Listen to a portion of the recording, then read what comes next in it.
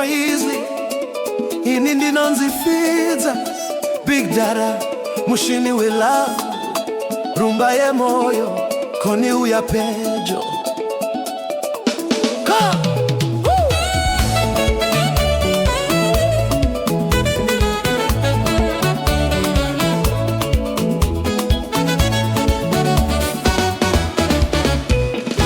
inifidza Big Dada chaiye moyo wangu wakazara nerudo rwega pandakakuona koni ndakabva ndapenga hana yangu yakamedza brain ropa rikafashaira wakafamba zvinyoro semambokadzi maziso ako akandibata zvachose ndakamira ipapo moyo watimira ndaziva kuti ndiwe wangu hapana umwe ndakakutarisa ndikanongedza nzira yerudo chinyoronyoro ndakakuudza zvitaure ndichaenda newe kukariba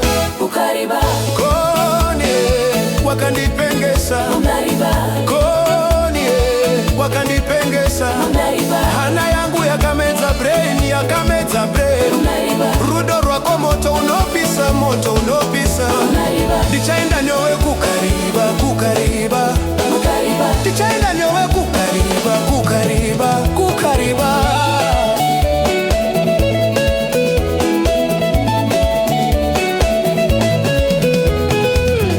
kana tichifamba tese usiku mwenjedze mumugwagwa tichititarisa kuseka kwako kunondinyungudutsa moyo wangu unoridza rumba haufaniri kutaura zvakawanda maziso ako anonditsanangurira kana waswedera pedyo neni ndinoziva kuti rudo rwatotanga maoko mumaoko moyo nemoyo pananopinda pakati pedu ndichaenda newe kukariba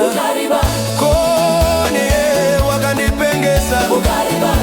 kone wakandipengesa ini wakofidza ndakacheka ndichaenda newe kukariba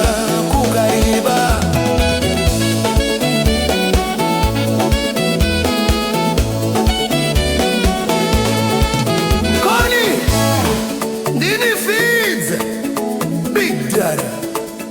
ushini we love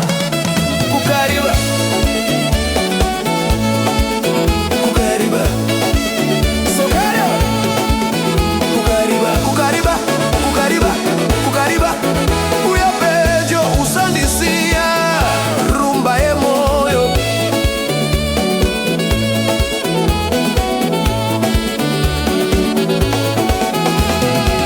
uri bonzo renyama yangu uri kuja kwe moyo wangu kana uri pedyo neni kudai ndinoshaya simba rekuzvidzora vanondiona ndichinyemwerera vachibvunza kuti chii chiri kuitika ndinongoti kone ndiye ansa moyo wangu wawana pekugara